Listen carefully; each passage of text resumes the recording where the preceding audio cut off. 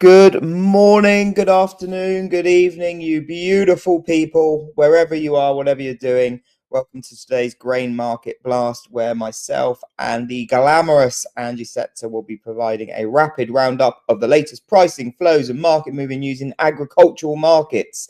But before Angie takes it away, I'll get the legals out of the way. So, as usual, nothing discussed on this spaces session constitute trading or investment advice or infers any kind of endorsement by PIQ, myself, Ryan Paisley, or indeed the wonderful Angie Setzer. Angie, we've made it. It's Friday. Can you believe it? Yay, I'm only mildly disgruntled today. So it's okay, right? Like I think I just have a baseline level of disgruntledness at this point. Like and it's Oh God, yes. because Oh I'm a happy person by nature, but golly, I could punch something every other day. I tell you. But anyway, yeah, happy Friday. We made it. I am dragging. We had a fun weather event last night, or fun weather evening, about 10:30 oh, p.m. I saw your tweet. Yeah. Yeah, we had tornado warnings. We had about four of them in the county. Like nothing major, nothing, but enough to uproot some trees and stuff. Nothing here, luckily, but we were sandwiched in the middle of it. So we got to spend some time in the basement. Colton finally got to sleep about 1 a.m. I wake up at 3:45, in case you didn't know that. So yeah, I'm functioning on a limited amount I gotta say, obviously in the morning when I do 8:30 a.m. I do the morning blast with Michael Brown. And it does always put a smile on my face when I see you like sign in. I'm like, because I'm like, like I've just I'm like, it's rolled the out of middle of bed. the night. I'm like, go Mhm. back to bed. That's why one of my customers says that he thinks that I'm a serial killer. I'm not, unless it's a box of like life, cinnamon life or something, and then better watch out. But anyway, we're 2 minutes in and we've said nothing. So Yeah, happy true. Friday. Sorry. We don't feel like talking about much of anything. No. So, and there's nothing going on. LOL. Anyway, Yeah. let's get started. We're dealing with blending obligation rumors today, I'm going to say, and maybe not just blending obligation rumors, but that'll be the starting point. Soybean oil spent much of its day yesterday just eating absolute shit, or as they say in trade, limit down. I think the first one's better. Yeah, It took absolutely. took soybeans with it. People are trying to assess right now what the changes in the proposed blending obligations mean. And so basically, what happened is like Wednesday afternoon, Lee Zeldin from the EPA was like, yo, it's going to take us some time to get some RVOs out, put together, blah, blah, blah. And that was a bummer for the industry because they thought we were going to get these blending obligations and good blending obligations, 5.25 billion gallons, about a 2 billion gallon increase is what the industry is calling for and what they kind of anticipated. And so everyone thought we were going to see this sort of bullish blending obligation announcement coming from Zeldin soon. Wednesday, he's like, man, it's not going to be soon. But then, Thanks. Wednesday night, they send a proposal to the OMB, the Office of Management and Budget. I had to Google that, by the way. So if you're wondering what OMB means, I'm like, is that like the Men in Black, but different? I don't know. But it's not. It's the Management and Budget Office. But that's the first step. It goes to the White House. They take a look at it, yada, yada, yada. Long story short, there's a rumor that it came in at 4.65 billion gallons for 2026, as opposed to the 5.25 billion gallons that representatives have been calling for. Couple things. First off, do not confuse, billions of gallons or millions, hundreds of millions of gallons with bushels, because it doesn't work that way. I actually heard someone yesterday say, well, we lost 400 million bushels of soybean demand. Honey, go sit down. I'm going to put my hand on your hand when I say this. That is not true, or even remotely close. But so people freak out and all that jazz. And in reality, if it does come in at 4.65 billion gallons, like it is still a good number. It's a big increase versus the last year's figure. But secondly, it's important to remember that these RVOs, these obligations, these blending obligations are minimums. They're not caps. It's Yeah, not the yeah, yeah, EPA, and exactly. so there was an article that come out that was confusing. I was talking to someone from the Renewable Fuels Association about it this morning. They were kind of talking about it where they're like, the industry has this idea that it's a cap. It's not a cap. And so if you were to see 45Z come out and you were to see some of these other things kind of come to fruition, which I'll get to in a second, because I think that was part of some of the negativity was the 45Z changes, some of this other stuff. But if you were to see that come to fruition, it would still be super, super supportive to soybean oil, vegetable oil in general, all of that jazz, RVOs be damned. But the other thing that's kind of weighing heavily upon this market is Zeldin did say that they were going to quickly get the 116 or whatever. I think there's more than that. A bunch of small refinery exemptions. They were going to work to get them caught up. The Biden administration had kind of left them hanging. They really weren't big into doing these small refinery exemptions. And so basically, what an SRE is, or a small refinery exemption, is if you are someone out there who says, bro, I cannot afford to buy biofuels and I cannot afford to buy RINs because I'm poor and I'm small and you should feel sorry for me. The EPA will then say, okay, well, you don't have to meet your obligations to Right. the RFS. And so during the first Trump administration, we had a shit ton of SREs, small refinery exemptions really resulted in some big reductions from these blending obligations that we'd seen. There's a worry that we'll see more of those come through. So we'll see what Zeldin means by kind of getting caught up. Does he mean he's just rubber stamping everything? Yep, you get a exemption. You get, Yeah, like Oprah's coming in and running the department. you get an exemption. You get an Everyone's exemption. exempted. That's the worry right now because we can't have any sort of reality in this market. We have to have extreme emotions all the time. Like we go from, oh my God, we're not going to have enough soybean oil to meet the demand because of blah, blah, blah, to, well, we might as well just shut every crush plant down because no one's going to want soybean oil again. And so we're on the back end of that. One thing Very, that I very. It feels very bipolar. it is constantly, but it's policy. This market, this overall market in general right now in commodities and ag, the ag market itself is very bipolar currently because we have a lot of things where you could say, if this happened, if this happened, if that happened, you could say prices are overdone. Yeah, that's a little harder, but if this happens, that happens, and this happens, then you could say we're too cheap.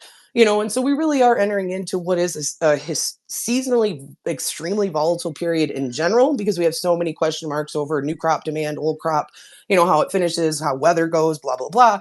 But now we have all of these policy questions coming into place, so it's only going to get worse. And Right. so the other thing on, some of this conversation of blending and blah, blah, blah, and what's mattering, what we're paying attention to, I do think yesterday, some of the negativity in soybean oil, it was given, the RVO or whatever, which we haven't even confirmed, by the way. There's still talk that it's just someone in the industry that's out of position trying to screw with the market. So we'll see. Right.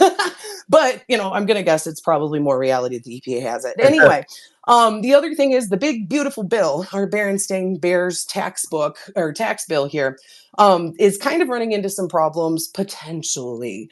There are members of the, Republican Party that are looking at it that are part of the climate caucus, were involved in the Inflation Reduction Act and some of Yeah. the green policies that were put into there. And they're kind of threatening to derail a lot of the progress in this, simply because they don't want, Johnson had said he was going to take a scalpel to the green initiatives, not a sledgehammer. And a lot of these folks are saying, hell no, you took a sledgehammer. You're cutting out solar, you're doing this, you're doing that, you're picking winners, and losers, which everyone does. All legislation does that anymore. But they're kind of pushing back. And so I do think there was some of that where we had seen some bullishness towards, the changes in the 45Z that we had talked about. And Right. now potentially, that may not happen. So, if both things were to take place where you do see the changes in the 45Z or the clarification on what 45Z is going to look like, if that were to go out the window and, and you were to see a much reduced blending obligation, then that could be a bit negative. But honestly, I think we're just kind of overreacting. Like everyone needs to take a chill pill for a hot second. And also remember not to mix gallons with bushels. They're very different. Just so you know. If I take one thing away from today, it's gallons do not equal They do bushels, not. everyone. Yes, yes, yes, yes. It's a simple sort of exercise. And the worst part for me is I wasn't given the autism that has the good at math. I have the sense of justice. And it's worse because my sense of justice is more like, no, that's not right.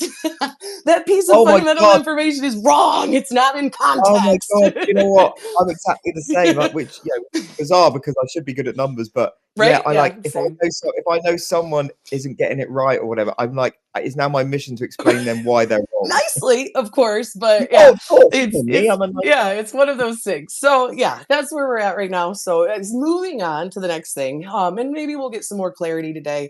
Maybe we won't. Maybe it's Maybelline. I don't know. Russian talks, Ukraine talks here. Obviously that didn't go as well as planned. No. Apparently Russia's like, yo, we've captured this much territory and we think we deserve like BOGO here. Like this is Payless shoe stores and it's just Ukrainian territory. So we want you, we have 5 different regions. We want more of this territory to be part of our own. And it was basically a non-starter. Not to Yeah. mention Putin not showing up, kind of a non-starter. Yeah. And one of those things where Rubio's like, okay, Putin and Trump are going to have to meet together to break up this logjam. But what was interesting is the Kremlin was like, yeah, no thanks, bro. Like, we're not really Yeah. interested in that. That's not how we And do things. it's very bizarre because obviously, and because Trump was like, "Yeah, I'll be there Yeah. if I'm needed." If he wants it. And then he said, "Well, yeah, I'm not surprised Putin wasn't there because I wasn't going to be there." It's like, well, hang on, mate, you told us that you would be there if Putin was going to be there. It's Yeah. like it was very much as like, well, you said it yesterday, right? It was like, or the day before, so it's like almost like back at school. It was like, no, I'll call you first. Well, you call me first. Who else going to be there was basically what Putin Yeah, asked. that So was it. That was it. yeah. And so, it'll be interesting to see because you do have the European Commission. There's been a presentation of another bill that would, kind of enhance some sanctions. It looks like it might have passed today. It would impact more like sugar, vinegar, flour, animal feed, some of these other things, but it would limit some Russian agricultural exports or tariff them by. At this point, they would also tariff Russian and Belarusian fertilizer exports, which is fine, but that's more of a stick in the eye just simply because they do, and I guess we can't pick and choose. I can't be like, let's sanction the hell out of everything, but not the fertilizer. Though I would like to. Anyway, that's really where we're at right now. Like the 24-hour thing, I appreciate the optimism. I appreciate everyone's optimism. And I'm not trying to say like, oh, we called it, but we kind of said this in March where it was like everyone's going to get excited. It might have even been February. Everyone's going to get excited in this deal that like we want to come to peace or whatever. But at this point, for Russia, weather-wise, it's the prime time for them to kind of continue their land grab. Like they've got months ahead of them that they should be able to kind of make some progress. Unfortunately, and secondly, there really isn't a reason that they need to stop currently. But we are seeing the EU put together a new sanctions package. Zelensky, Macron, this had like just Macron. How do you say it over there? Macron. Macron. I don't, whatever. Merz, I say Starmer. Macron. I don't. I try to just spell it. And Tusk, they all had a call with Trump, Ukrainian presidents, and like they're just trying to figure out what the next step is. And so that'll be of interest just simply because, what does happen? Really when it comes down to it, I think the only way that you're going to get Russia to come to the table is to completely ice them out of the global economy. And I don't know if anyone has the balls to kind of No. make that happen. So that's where we stand there. Otherwise, we're watching weather. China's meteorological department said that shit's gonna get real next week. It's already been real dry, already been problematic. Looks like it's gonna get drier and worser. So much worser. Temperatures are gonna soar near 100 degrees with heavy or high winds. The wheat crop is being pushed right to a finish, like basically being, rushed, expedited to its end. And there's some real considerable concerns popping up simply because we're going to stay pretty dry and hot for the next couple of weeks. And China is one of the biggest consumers of wheat in the world. And one of the reasons that you saw the market get really kind of wonky a year ago, simply because they showed up after having a really crappy harvest the year prior and started buying the shit out of US wheat. No one really had expected it to happen. And all of a sudden they're up to like 16 million metric tons, second largest book on record. It changed the entire dynamic of the market.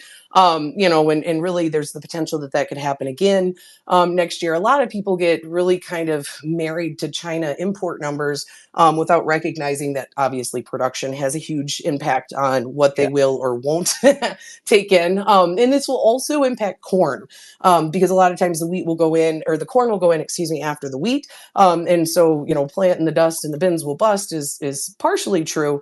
But, really when it comes down to it, they're probably going to have some struggles with production as we move ahead. You've seen domestic prices firm up a little bit. There's been some talk that Chinese traders have kind of reached out and asked some questions about corn, potentially pricing wise, both out of the US, though, it doesn't look like anything has been gotten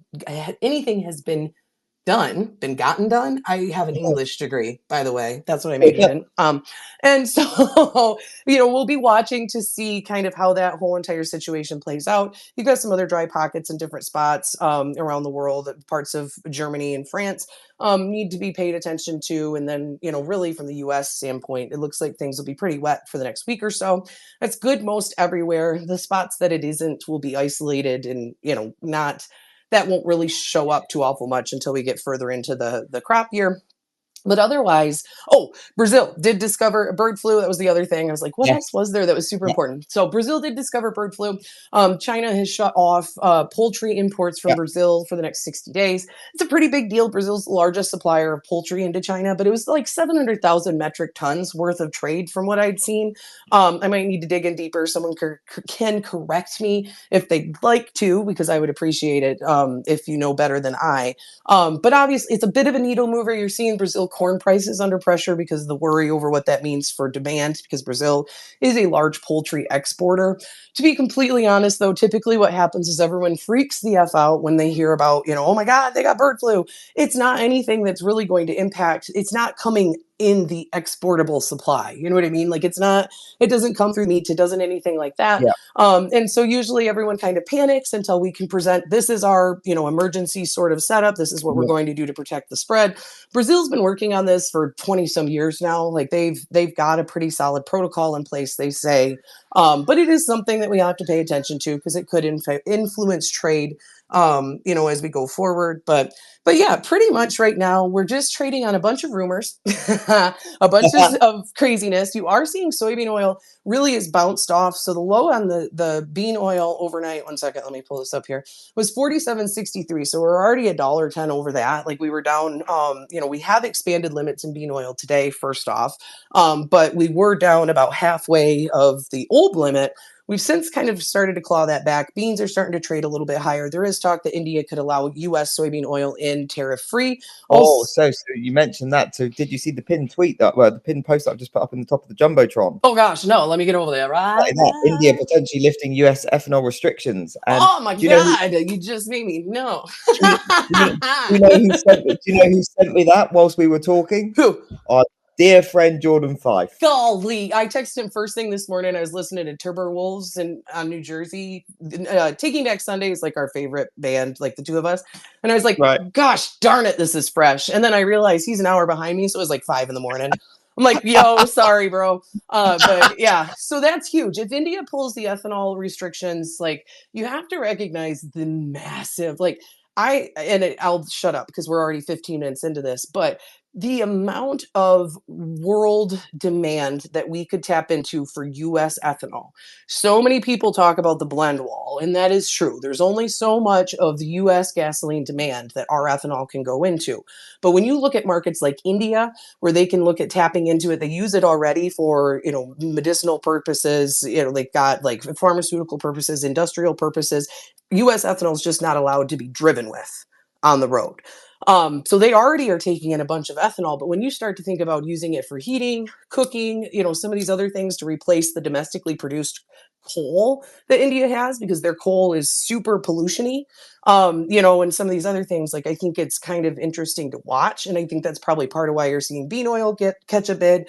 Beans are back up 8 cents currently while we're talking. I wouldn't be the least bit surprised to see them wipe out all of yesterday's losses just for the hell of it, maybe because people will start doing real math instead of assuming gallons mean bushels. But yeah, so we'll see what the day brings. Lots of stuff going on, lots to be paying attention to. China did ask too. They said that 90 days is too short for real progress, so that'll be something to pay attention to. We got Japan coming in next week. Yeah, lots to think about, but not for the next 2 days. Like we'll get to 2:20 Eastern this afternoon, and I'm going to pretend that I don't have a job. Yeah, but you know what? It's 2:30 here. I might go and treat myself to a nice little cider and sit in the garden and enjoy the sun. Tell Peg I Um, said hi. I will do. I will do. Andy, thank you for being your awesome self every day, all day. Listeners, thank you so much for tuning in. Again, we really do appreciate you, especially our regular listeners. Whatever you're doing today and whatever you're doing this weekend, have an amazing time. Stay safe, and we will see you all on Monday. Have a great one. Have a good one, guys.